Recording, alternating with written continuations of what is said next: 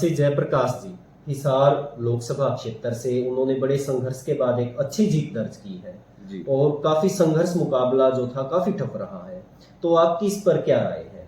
Family ID की होगी, किसी पोर्टल की होगी, क्या आप मानते हैं कि कांग्रेस पार्टी आने से ये सारी समस्याएं जो पब्लिक की है वो दूर हो जाएंगी? तो मैं आपसे जानना चाहूंगा कि अभी हाई कोर्ट के अंदर युवाओं को लेकर के एक बहुत बड़ा निर्णय आया है और उस निर्णय में जो ग्रुप सी की भर्तियां थी, सी और डी की भर्तियां, सी तो उसको Haryana and Punjab high court के अंदर निरस्त कर दिया है। तो इस पर आप एक लीगल आप समझ रखते हैं, कानून की पेचीदगियों से आप वाकिफ हैं, तो आपका इस पर क्या कहना है? आप सभी को मेरा नमस्कार, मैं परवीन सोनी और आज हमारे साथ है हमारे खास मेहमान एडवोकेट भूपेंद्र वर्मा अड़ेवा जी। कांग्रेस पार्टी के कार्यकर्ता है और विधानसभा क्षेत्र उचाना से एक उम्मीदवार के तौर पर अपनी किस्मत आजमाने का इरादा लेकर के मैदान में उतरे हैं। तो आइए इनके बारे में जानते हैं। नमस्कार सर। नमस्कार सर, सबसे पहले तो दर्शक आपके बारे में जानना चाहेंगे, एक बार आप स्वयं अपना परिचय दे तो ज्यादा अच्छा रहेगा। प्रवीण जी, मैं अब पेशे से एडवोकेट हूँ जी। मैंने लगभग 27.5 साल न्यायपालिका में जॉब की है जी। और लोगों से समस्याओं से अच्छी तरह जुड़ा हुआ हूँ। जी। मुझे वहाँ रहकर हर तरह के व्यक्ति से संबंध रहता था, पता लगा कि लोगों को कितनी समस्याएं हैं, इसलिए मैंने समाज सेवा आज से तो नहीं, मैं काफ़ी टाइम से, क्या 18 से तो रेगुलर कहीं आई कैंप लगाना, कहीं किसी की प्रॉब्लम है तो उसमें इन्वॉल्व होकर उसका समाधान बताना करना, जैसी मेरे से एडवाइस थी मैं हार्डली उनको देता था। और अभी इसी उद्देश्य से आया हूँ कि भाई जर्नल समस्याएं हैं जो उनका, जो कि बड़े लोग, हमारी उचाना की हॉट सीट है और मेरे ख्याल हरियाणा में सबसे हॉट सीट उचाना है। सबसे हॉट सीट उचाना है। यहाँ के डिप्टी सीएम भी रहे हैं, बड़े बड़े नेता, बड़े बड़े परिवारों के नेता यहाँ एमएलए और मिनिस्टर रहे हैं, जिन्होंने उन समस्याओं की तरफ ध्यान नहीं दिया। लोग उनसे बड़े असंतुष्ट दिखाई दिए और मेरे पास बड़ा लोगों का मैसेज भी आता, फोन भी आता कि भाई साहब आप समाज सेवा करते हैं, थोड़ा सा हमारी तरफ भी देखिए, आइए, हो सकता है यहाँ कोई योगदान हो जाए। उनसे प्रेरित होकर मैंने इधर एंट्री की है।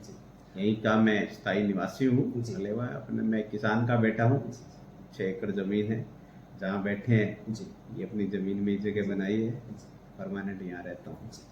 आपने बताया समाज सेवी थे और समाज सेवी हैं और कानून के तहत नौकरी भी करके आप सरकारी जॉब में भी थे, लेकिन मुझे आपकी बातों से लगा कि आपको राजनीति की भी काफी अच्छी समझ है।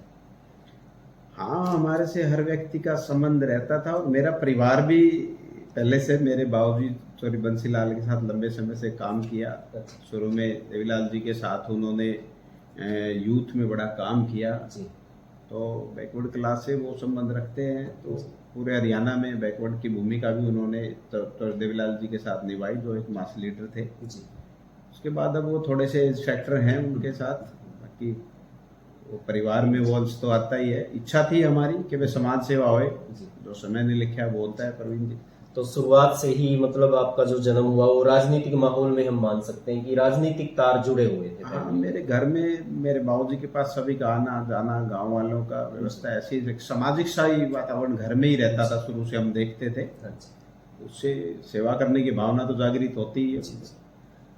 यहाँ से जयप्रकाश जी हिसार लोकसभा क्षेत्र से उन्होंने बड़े संघर्ष के बाद एक अच्छी जीत दर्ज की है और काफी संघर्ष मुकाबला जो था काफी टफ रहा है। तो आपकी इस पर क्या राय है? नहीं, मुकाबला टफ नहीं कह सकते प्रवीण जी, काफी अच्छे मार्जिन से वो जीते हैं और ये जनता की जीत है। जनता जनार्दन ने चुनाव लड़ा है, जयप्रकाश जी सशक्त उम्मीदवार थे। सर्वे करके पार्टी ने पूरी टीम ने सर्वे करके पार्टी ने जब इनको टिकट दिया है, और भूपेंद्र हुड्डा जी में आस्था मानते हैं लोग। और सरकार की नाकामियां, मनोहर लाल खट्टर जी से लोगों का बड़ा मन हो चुका था, बड़े परेशान थे, हर वर्ग परेशान था इनसे। जनता जनार्दन की जीत है। तो आप कह रहे हैं कि कांग्रेस पार्टी की जीत है, और जबकि रणजीत चौटाला जी का मैंने बयान देखा था और वो कह रहे हैं कि कुछ जयचंदों ने मिलके मुझे हराया है, नहीं मैं हारने वाला नहीं था। नहीं, ऐसा फ्रस्ट्रेशन में, चलो वो उनका पार्टी का अंदरूनी कुछ मामला होगा प्रवीण जी, वो अलग बात है।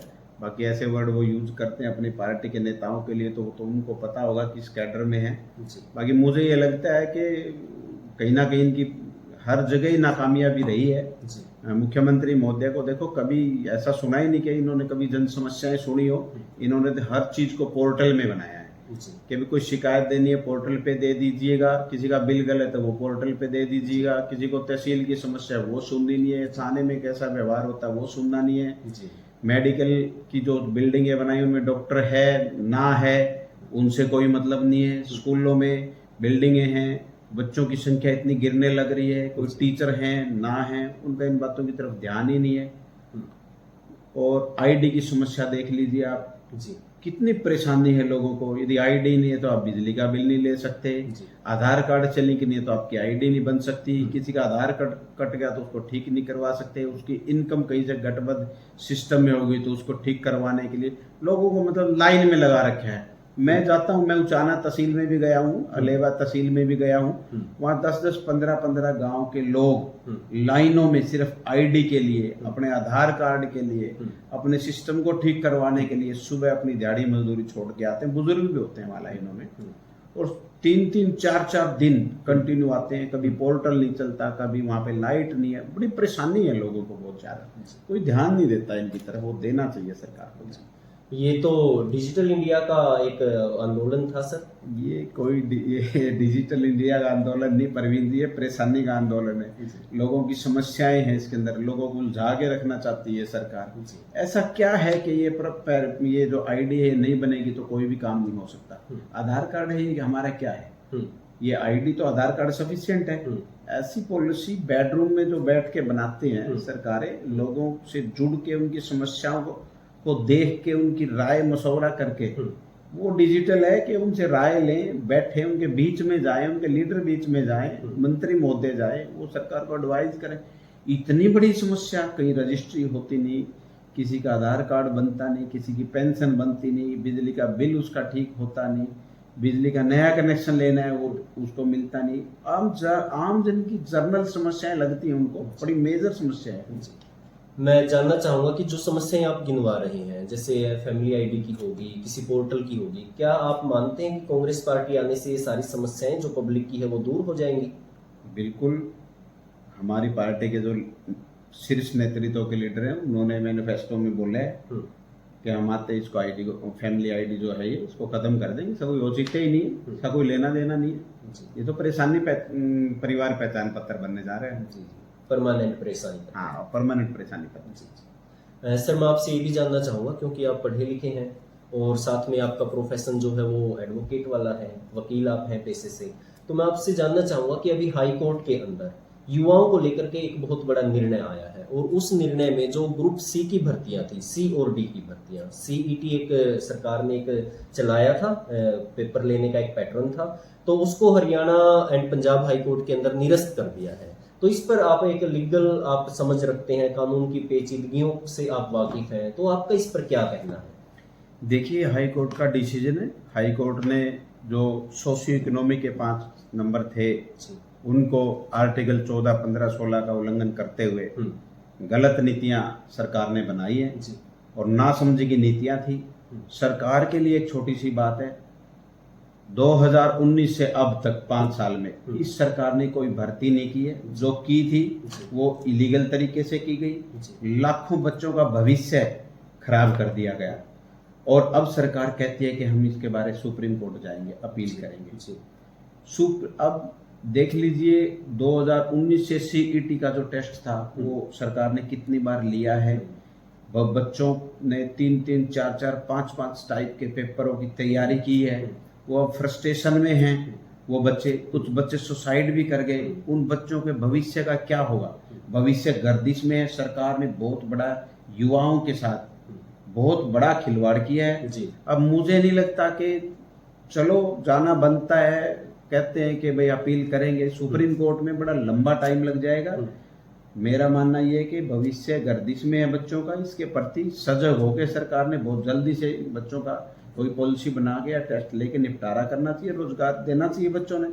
2 लाख से ज्यादा पद हरियाणा सरकार में रिक्त पड़े हैं, जिसमें 30,000 के करीब तो टीचर के पद हैं। अभी मैंने न्यूज पढ़ी थी अखबार में, करीब 9800 पद प्रोफेसर के खाली पड़े हैं, डॉक्टरों के खाली पड़े हैं। 2 दिन पहले की ही बात। जी जी जी। तो बड़ी नाकामी है सरकार की खेल नीतियों के प्रति, बच्चों की एजुकेशन के प्रति। ऑफिसों में जहाँ भी जाते हैं, चाहे एसटीओ में से चाहे तहसील है, कहीं भी जाएं, एक प्रॉपर काम होने की व्यवस्था नहीं है।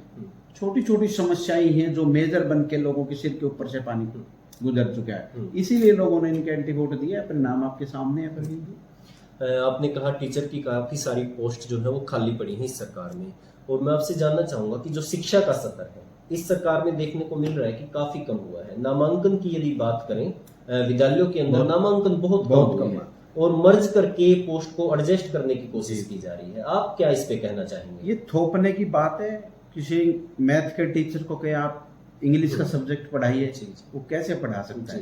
किसी साइंस वाले को कहे कि आप इंग्लिश का पढ़ाइए, या इंग्लिश वाले को आप साइंस का पढ़ाइए, उसमें मर्ज करना ये बनता नहीं। टीचर की अपॉइंटमेंट करनी चाहिए थी, प्रॉपर बच्चों को सिलेबस कवर कराना चाहिए, कंपटीशन में बच्चे ले गए। इस मामले में हमारा हरियाणा बहुत ही बिछड़ चुका है, खेल नीति में भी और शिक्षा नीति में भी बहुत पीछे जा चुका है इस सरकार के टाइम। ये सर उचाना के बारे में बात कर लेते हैं। आप उचाना से अपनी किस्मत आजमाने के लिए जा रहे हैं, और मैं आपको बताना भी चाहूंगा कि काफी सारे कैंडिडेट अब की बार किस्मत आजमाने जा रहे हैं उचाना से। कम से कम आधा दर्जन के तो मैं नाम सुनता ही हूँ कि जो इंटरेस्ट रखते हैं कि अब की बार इलेक्शन लड़ने में। तो आप अपने आप को कहाँ मानते हैं उनमें? देखिए, बड़ी खुशी की बात है जी, इतने सारे कैंडिडेट है, तो हमारी पार्टी मजबूत तो है ही। जी, आप समझ सकते हो जहाँ लाइन लगी पड़ी है, तो हमारी पार्टी में जान है। और मुझे बड़ी खुशी है कि सारे साथी अपना प्रयत्न करें। हर व्यक्ति करता है, मैं भी करता हूँ। तो बड़ी समस्याएं हैं लोगों की यहाँ, जिनको देख के मैं आया हूँ।